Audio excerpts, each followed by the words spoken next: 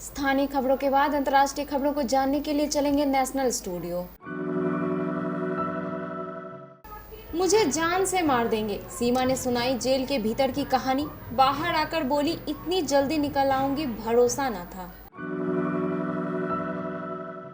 SDM ज्योति मौर्य विवाद के बीच commandant Manish Dubey की शादी की तस्वीरें viral.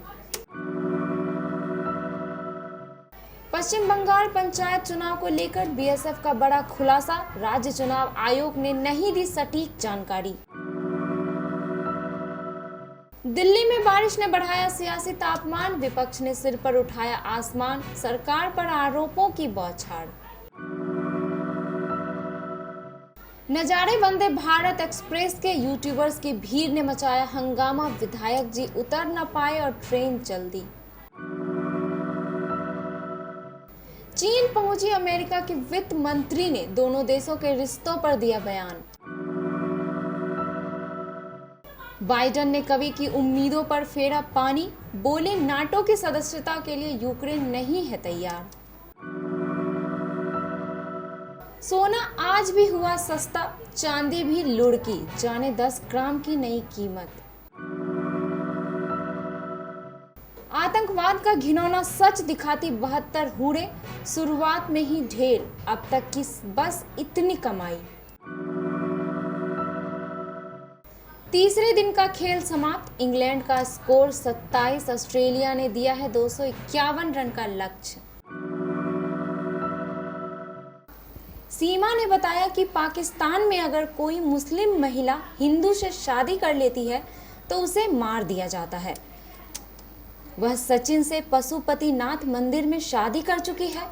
PUBG partner Sachin Meena के प्यार में सरहद पार कर आने वाली पाकिस्तान के कराची की सीमा हैदर को शनिवार सुबह रिहा कर दिया गया। रिहा होने के बाद सीमा ने कहा कि वह नेपाल में सचिन से शादी कर धर्म परिवर्तन कर चुकी है, जल्द ही गंगा नहाकर पूरी तरह से हिंदू धर्म को अपनाएगी। उसने पाकिस्तान जाने से इनकार किया है। बकौल सीमा, उसे अगर जबरन सरहद पार भेजा गया तो वहां उसकी हत्या कर दी जाएगी। इधर शनिवार को सचिन के घर में ससुराल के पहले दिन की तरह रस्में निभाई गई। महिलाएं और कस्बे के लोग सीमा को देखने पहुंचे। दृश्य मुंह दिखाई की रस्म अदायगी जैसा था। मौके पर कुछ करीबियों ने नेक भी दिए। सीमा ने सचिन के घर की मंदिर में पूजा अर्चना की और वहां मौजूद महिलाओं के पैर छुए। दिन भर सचिन के घर पर लोगों का और मीडिया कर्मियों का जमावड़ा लगा रहा। बरेली के एसडीएम ज्योति मौर्य और उनके पति आलोक मौर्य के बीच का विवाद लगातार सुर्खियों में बना हुआ है। सोशल मीडिया में ये एक तरह से यह मुद्दा बन गया है। पीसीएस ज्योति मौर्य व आलोक मौर्य के बीच विवाद के बीच जिला कमांडेंट मनीष दुबे भी चर्चा में है, क्योंकि इनसे ही एसडीएम ज्योति के अफेयर के चर्चे हैं। दरअसल आलोक मौर्य अपनी पत्नी ज्योति को पढ़ाने लिखाने का दावा कर रहे हैं, तो वहीं ज्योति मौर्य ने पति पर दहेज उत्पीड़न और झूठ बोलकर शादी करने का आरोप लगाया है।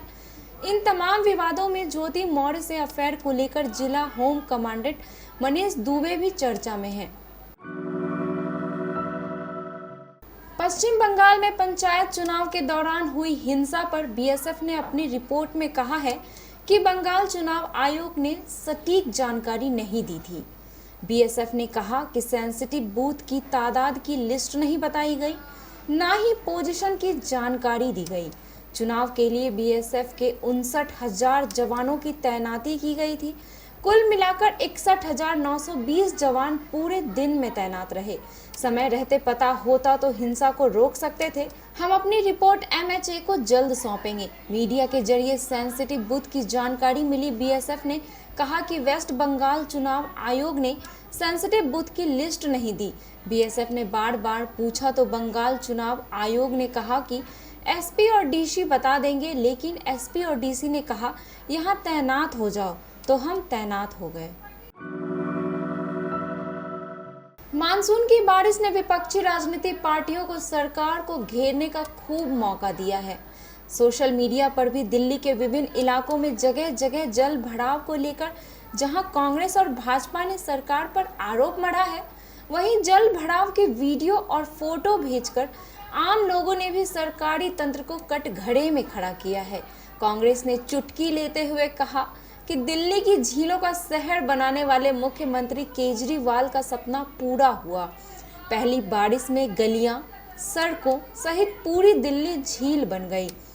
वहीं भाजपा ने कहा कि सामान्य जनजीवन जल जमाव से ठप हो गया क्योंकि प्रदेश सरकार की भ्रष्ट एमसीडी, डीजेबी और पीडब्ल्यूडी ने दिल्ली को विफल कर दिया। शुक्रवार की शाम गोरखपुर और लखनऊ के बीच चलने वाली वंदे भारत ट्रेन को पीएम मोदी ने हरी झंडी दिखाकर रवाना किया।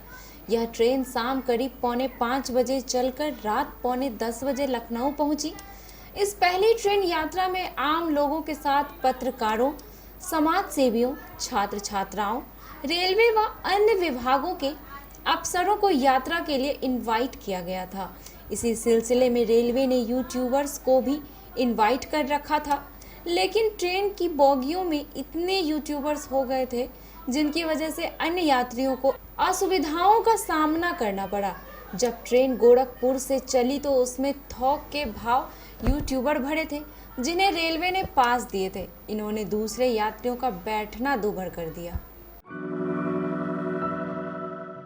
जेनेट येलन ने कहा है कि अमेरिका और चीन के बीच मतभेदों के बावजूद वो दोनों देशों के रिश्ते को संघर्ष के नजरिए से नहीं देख रही है और इस रिश्ते का मार्ग पहले से निर्धारित नहीं है।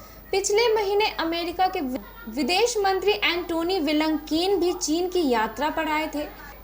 अब वित्त मंत्री यहां पहुंची है और उन्हें वार्ता की है।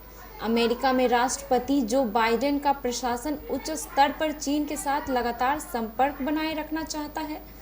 जेनेट येलन ने पत्रकारों से बात करते हुए कहा कि ऐसे समय में जब सुरक्षा को लेकर तनाव बढ़ा हुआ हो, ये जरूरी भी है। वॉशिंगटन एनआई अमेरिका के राष्ट्रपति जो बाइडेन ने यह कहकर यूक्रेन की नाटो की सदस्यता जल्द मिलने की उम्मीद पर पानी फेर दिया है कि वह अभी तैयार नहीं है। उन्होंने कहा कि नाटो की सदस्यता के लिए जो प्रक्रिया है उसमें समय लगता है, यूक्रेन को उसे पूरा करना होगा। जबकि इस्तांबुल में तुर्की के राष्ट्रपति तैयप एर्दोगन ने यूक्रेन के नाटो की सदस्यता के दावे का समर्थन करने के साथ ही रूस यूक्रेन खाद्यान्न निर्यात समझौते को जारी रखने के लिए प्रयास करने की बात कही थी। उन्होंने कहा कि रूसी राष्ट्रपति व्लादिमीर पुतिन की अगस्त में होने वाली तुर्की यात्रा में वह इस मसले पर उनसे बात करेंगे, लेकिन रूसी राष्ट्रपति के कार्यालय क्रेमलिन ने पुतिन के तुर्की दौरे का कार्यक्रम निर्धारित होने से इनकार किया है। देश में बदलते मौसम ने चिलचिलाती गर्मी से तो राहत दी है, मगर सर्राफा बाजार में सोने और चांदी के दामों में अभी भी गर्मी बनी हुई है। बता दें कि सोने और चांदी के दामों में लगातार उछाल देखने को मिल रहा है। इसी बीच शनिवार को भी सोने की कीमतों में 1120 का उछाल देखने को मिला। वहीं चांदी के भाव में 900 रुपए का उछाल देखने को मिला है। शनिवार को 24 कैरेट सोने की कीमत 62,320 रुपए रही। वहीं 22 कैरेट सोने का दाम 57,325 रुपए रहे। चांदी 99 की कीमत 71,950 रही। आतंकवाद की घनघोर कहानी को दिखाती फिल्म 72 हूरें ने सिनेमा घरों में दस्तक दे दी है। फिल्म की रिलीज से पहले काफी हंगामा हुआ। इसे द केरल स्टोरी की तरह प्रोपेगेंडा फिल्म बताकर रिलीज न करने की मांग तेज थी। भारी विरोध के बाद आखिरकार मूवी को टिकट विंडो पर एंट्री मिल ही गई। हालांकि संजय पूरन चौहान की 72 हूरें रिलीज के पहले ही दिन बॉक्स ऑफिस पर दम तोड़ती नजर आई। ऐसे में यह जानना दिलचस्प होगा कि दूसरे दिन फिल्म को वीकेंड का कुछ फायदा मिला या नहीं। निर्देशक संजय पूरन चौहान की 72 हूरें के को प्रोड्यूसर अशोक पंडित हैं। मूवी को लेकर जिस तरह का हो हल्ला था, उसने आज से पहले दिन फिल्म बॉक्स ऑफिस पर 35 लाख के पार तक न जा सकी। ऐसे में यह बेहद ठंडी साबित होती दिख रही है। इंग्लैंड और ऑस्ट्रेलिया के बीच एशेज सीरीज का तीसरा टेस्ट हेडिंग्ले में खेला जा रहा है। मैच के तीसरे दिन शनिवार 8 जुलाई को खेल समाप्त होने के समय इंग्लैंड ने दूसरी पारी में बिना किसी नुकसान के 27 रन बना लिए हैं। उसे ऑस्ट्रेलिया ने 251 रन का लक्ष्य दिया है। उसकी टीम दूसरी पारी में 224 रन ऑल आउट हो गई।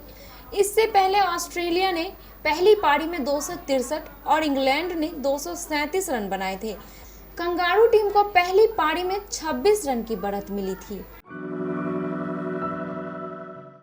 अंतर्राष्ट्रीय खबरों के बाद स्थानीय खबरों को जानने के लिए चलेंगे प्राइम स्टूडियो।